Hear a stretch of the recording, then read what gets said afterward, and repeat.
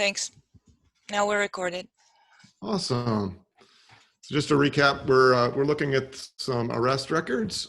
Currently in the city of Austin. We found that at a website called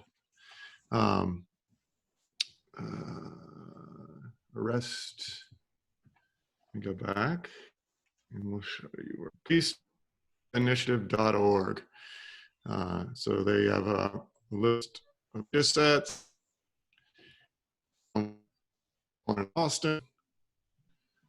I'm attempting to download that data. I'm hitting the more button to see. This is the actual report that should describe the data in more detail. So this would be like sort of the data dictionary. And let's see if we can find the actual tabular data.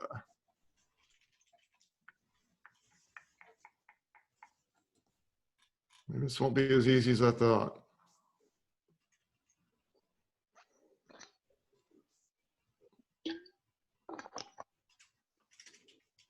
How can I download the data set? Export. CSV. Most of these government data set sites are very difficult to navigate, so apologize for. Great, let's put that in teaching.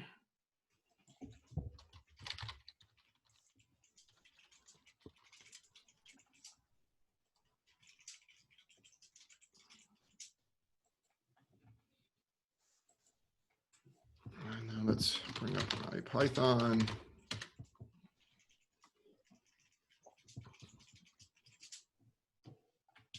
Make this a little bigger.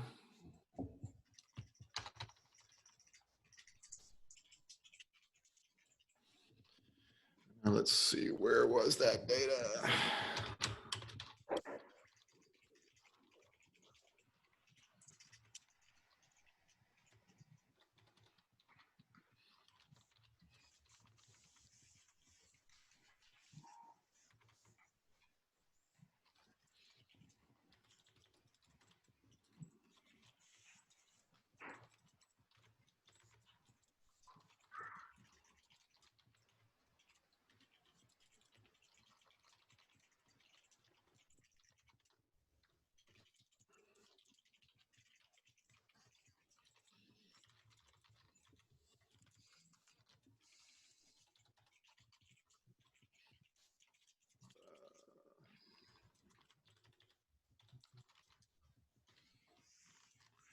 So the more command just allows you to view any text file in a paginated form.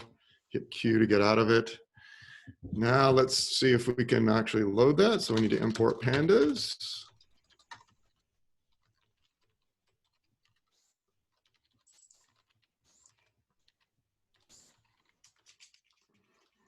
I actually need to give that.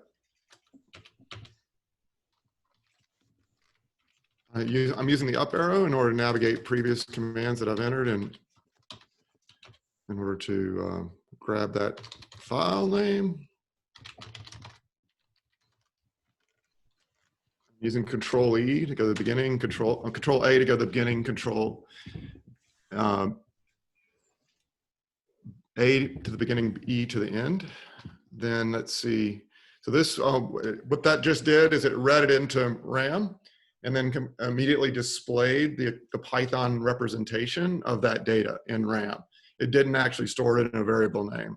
But there's a magic variable called underscore that you can use to grab anything that's happened to. So like if you've done a print statement or you've done if you've done some sort of if you run some function that outputs something, returns something, and that something hasn't ended up in a variable because you didn't do an assignment, you can make up for that by doing this command here, where you assign that underscore, that hidden variable called underscore that contains it. That only works in IPython. It's one of the many reasons why I use IPython over a normal console. Welcome, Edis. We're just getting started on loading a data set from arrest records in Austin, Texas. We downloaded that from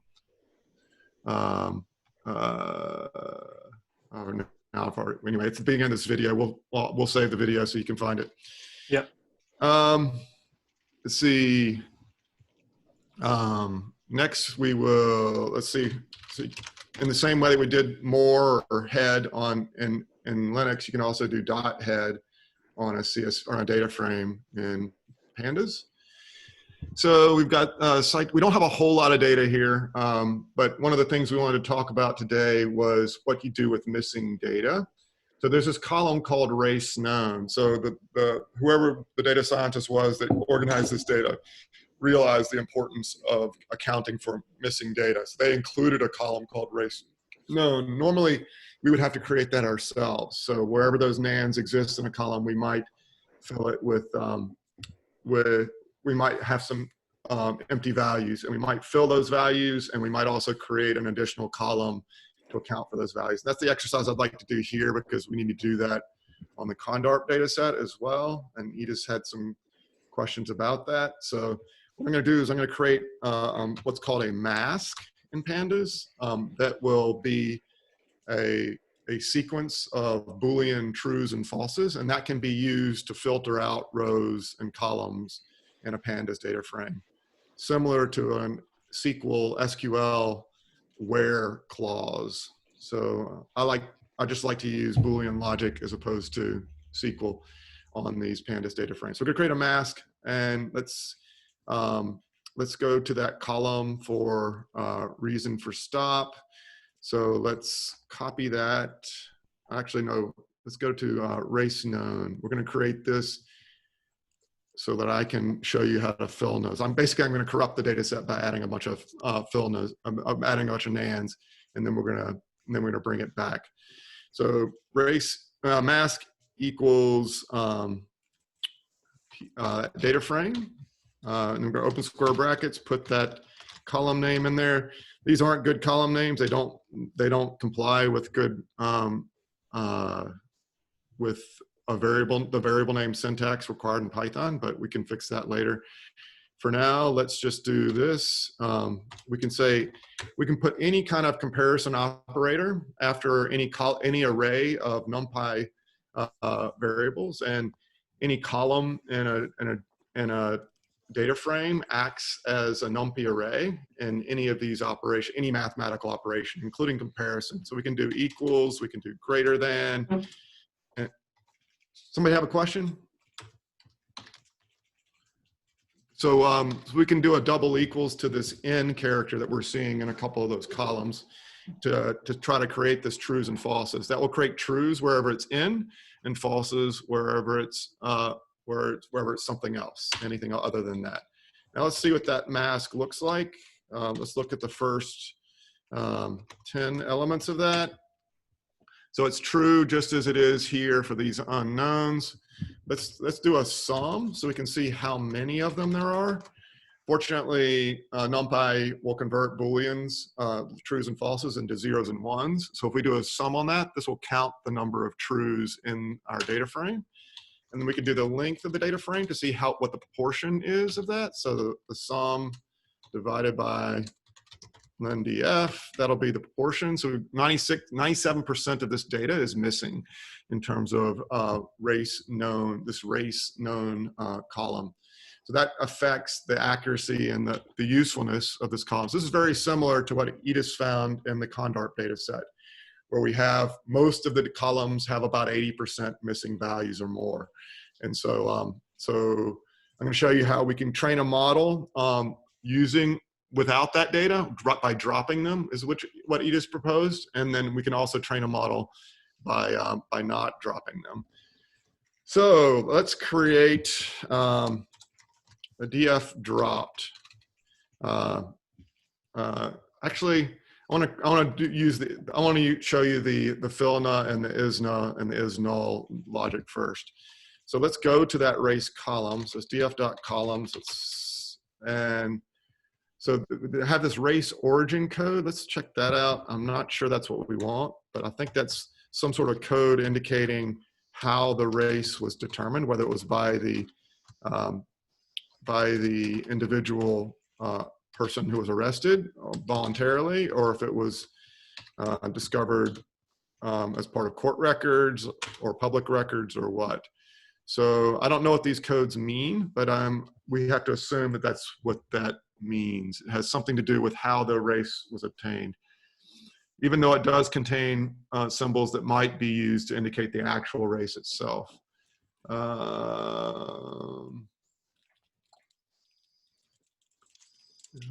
Actually, we may not have a column for race. We may have to assume that that is actually the race column. Let's see if there's some pattern in in which of those codes are associated with race known. So let's do the race known, and then we're going to put a second square bracket after that. This is a really weird notation. So we could slice, normally we'd slice or index that by doing something like, well, it's because it's a data frame column, we would have to do .iloc if we wanted to get the first element. So this gave us that W at the very top of the list for that particular column. But let's see if it will also work without that. It does. And now the next thing I'm gonna do is I'm gonna put in the mask. So this, instead of grabbing a single element, is gonna grab many of them. It's gonna grab all the ones where they are true. So this will be all the ones where they are missing. So we can do some statistics on the ones that are missing. Great, and now we can do a value counts to see how many of each of those values exist among those where the race was supposedly unknown. So we have these codes for where it was unknown. Let's do that same thing for when they were not unknown. So when they were supposedly known. Statistics look pretty similar. It looks like a similar distribution. That makes me wonder what's going on. Because if it has a race origin code, that means maybe I'm misinterpreting that word origin. Maybe they mean that in sort of your ethnic origin. And so maybe this is the actual race in some way. And so maybe W in some way represents white, and somehow B and H might represent Hispanic, and B might represent Black or African American. Don't know what A might stand for, but let's assume that this is the actual race code, and the race known column must represent whether it was known at the time of the arrest or at some other point in the process before this data set was created. We could do bar charts of this if we wanted to actually and plot these two distributions on top of each other as percentages. Let's actually do that. Let's do not so much a plot, but what I'd like to do is just normalize it based on the sum of those value counts. So let's just create a variable or temporary variable called VC for value counts. And let's do VC divided by VC dot sum. I'm not sure if this is going to work, but it looks pretty accurate. So we got about 50% of these are white, and 30% of them are Hispanic, and so on. That makes sense for a city like Austin, down in the south of Texas, or southwest of Texas. Next, let's see if we can do that same thing for when it's unknown. VC unknown race. So we do that same formula again.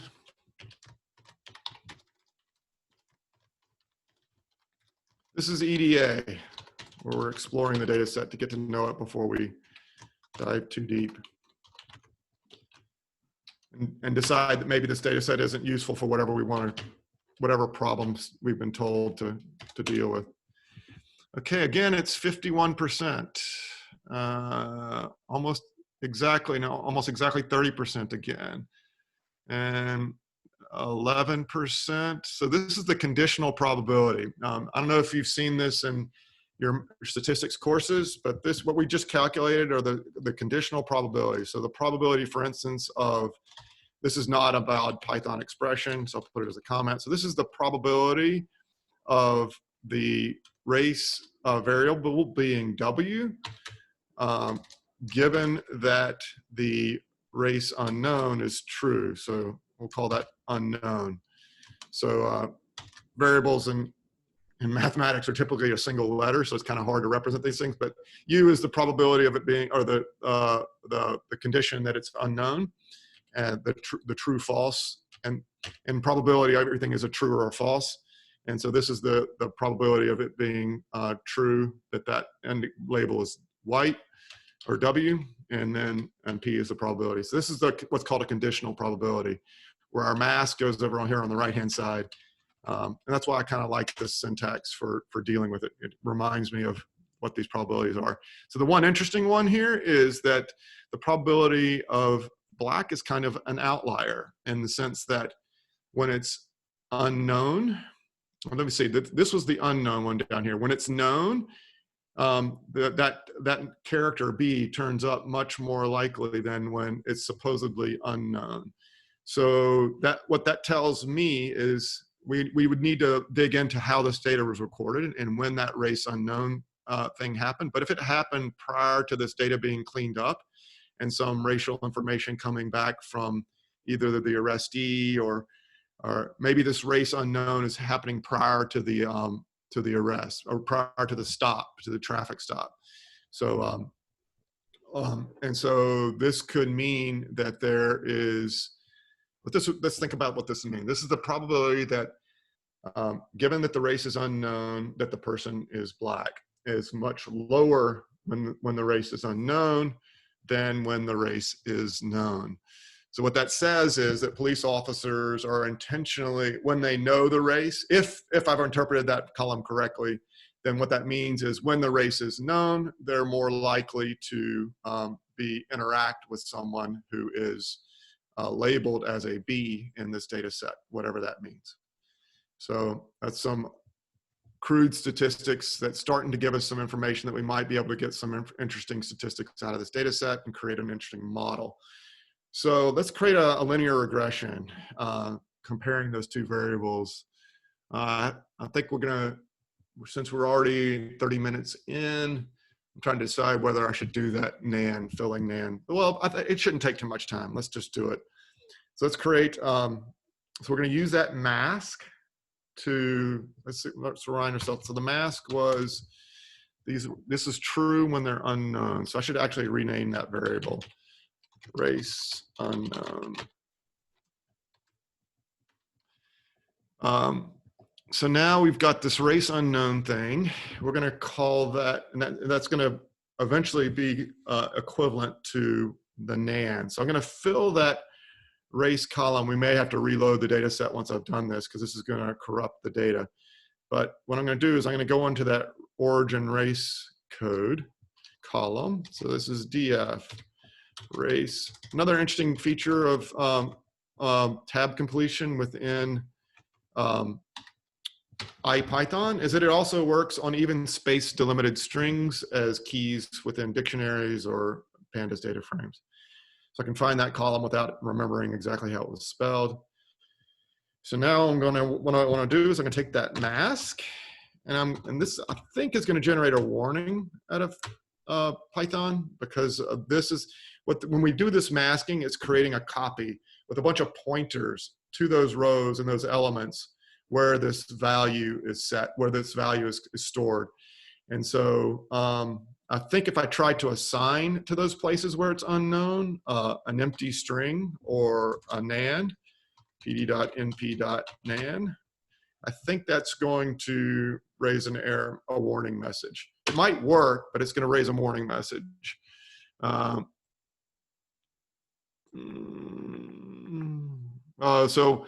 This first one is just about the fact that I use this kind of hidden NumPy package that exists within Pandas.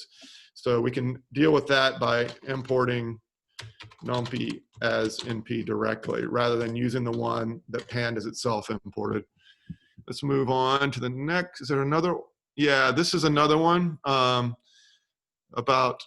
this is one you'll see a lot when you're dealing with Pandas data frames, because of this fact that it's trying to be memory efficient and not trying to create copies of things. I I think we probably want to create a copy of that column before we do the assignment. So let's do that. No, that's going to cause problems. If I create, well, actually, I don't know what that's going to create, actually. Let's just try it. And we will assign that to a new column. We'll call that race origin masked.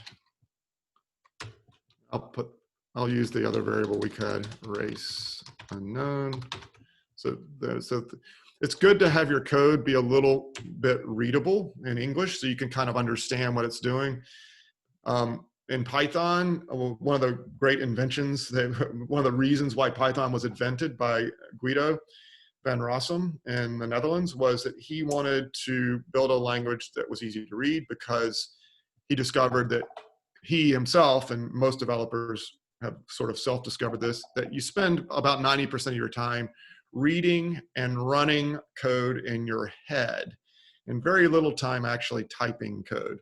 And so the more readable you can make your variable names, the faster you'll get through that reading stuff and get on to actually producing code. So a good software development skill is just to make sure that you're typing, because it doesn't take much longer to type a longer, more explicit variable name than it does to write a shorter one that's cryptic and hard to understand and hard to read. And you'll end up wasting much more time in the long run. The race origin masked, a race origin where unknown. So I had to comply with my own suggestion there.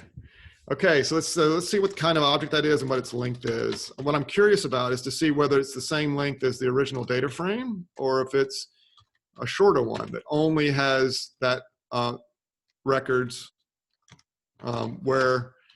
And now let's think with the length of the data frame. That looks like a subset of the data frame. Yeah, so this is the subset where it was unknown. So it's a smaller data set. We're gonna get kicked off in 10 minutes. And when that happens, we'll just reconvene here. And I'll try to put that at a relatively useful stopping point in the video. Let's see, so that's not going to be easy to then insert that into our data frame. Actually, I think we probably can. So I'm going to go ahead and try to do something with that race origin unknown. And I'm going to set all of those. Actually, it's a series, I think. Let's make sure it's a series before I do anything. But this difference between a series, a Pandas series, and a normal array or NumPy array or list is that it contains an index. So this tells it where to put elements in a row. So as long as we maintain that index, we can add this shorter column to our data frame without a problem. So we could add a column called race origin where unknown to our original data frame.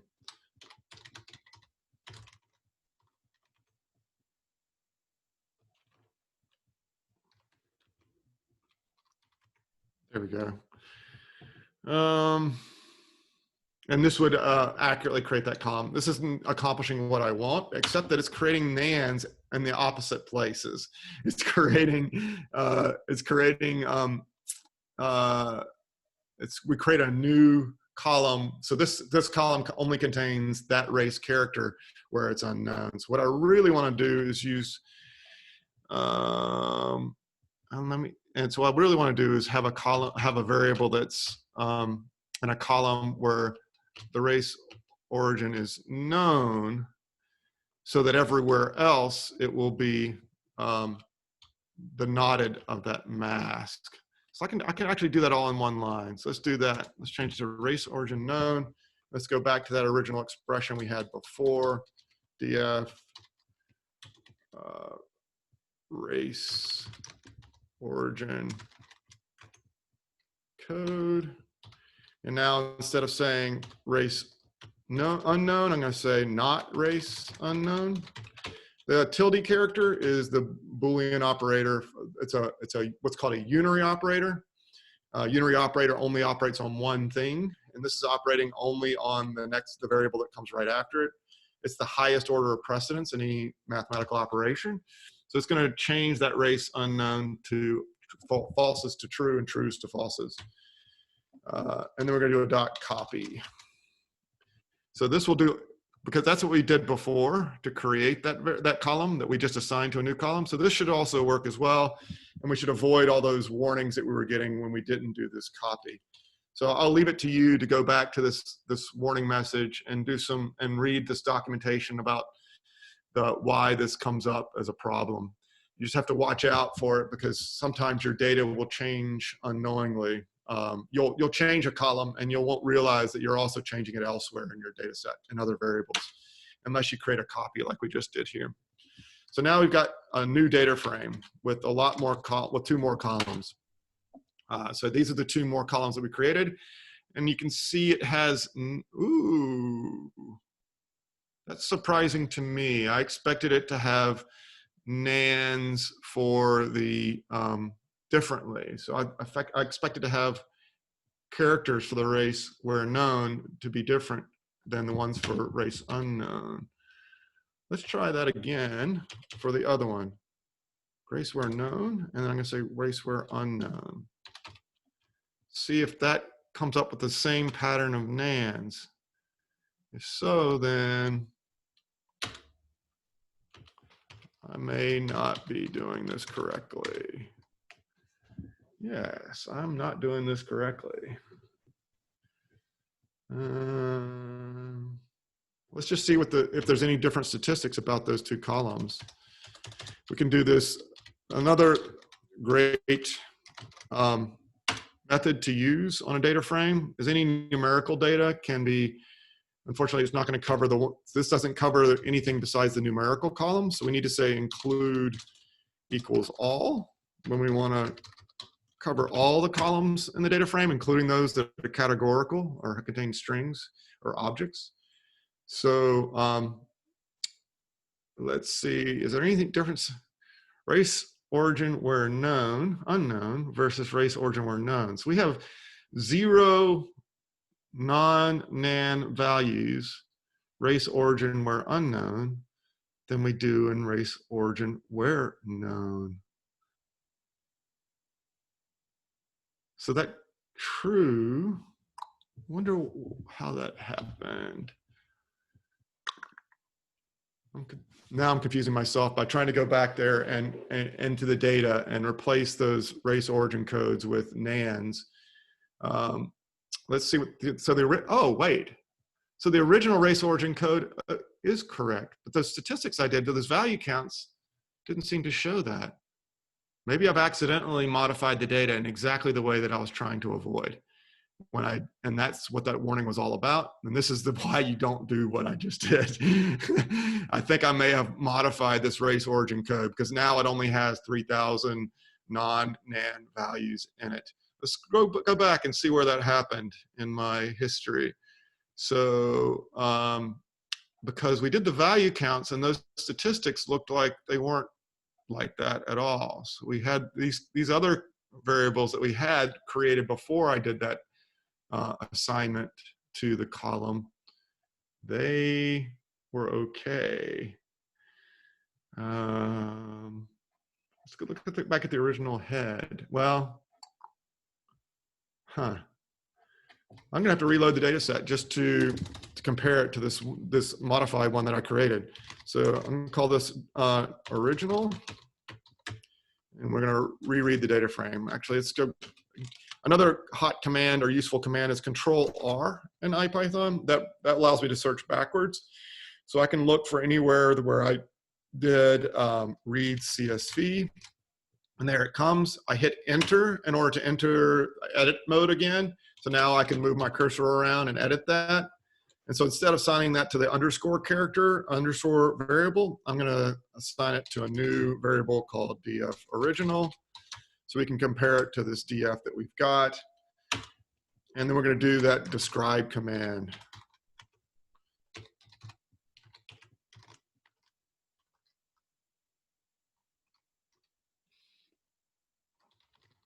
Tab completion works pretty slow. I'm not sure if that's only on new variables you've created or what, but it took a while for that to come on up. So it looks like race origin code originally contained 10,000 non-NaN values. And race and the total number of rows is that percentage that we were seeing before. So we've still got 96% race known. Let's look at that race known column a little more detail.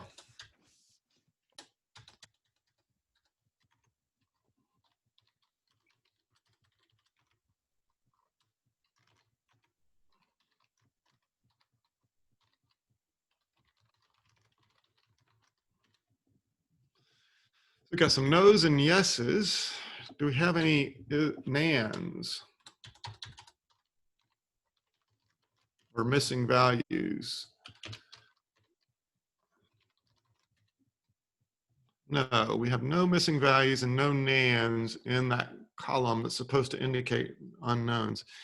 But what we were seeing earlier was it doesn't seem to line up with a NaN or a blank in the race origin code column. And the percentage, let's see what let's count, so the value counts. Let's do that, the race origin unknown. See if that lines up with any of the categories. Diff original race unknown value counts. Oh, we already did that. We looked at the percentages in each of those two categories where that race unknown and race is known. Those are the two percentages that we came up with earlier. So there's a big shift in the statistics for the B indicator for the B code, but there's not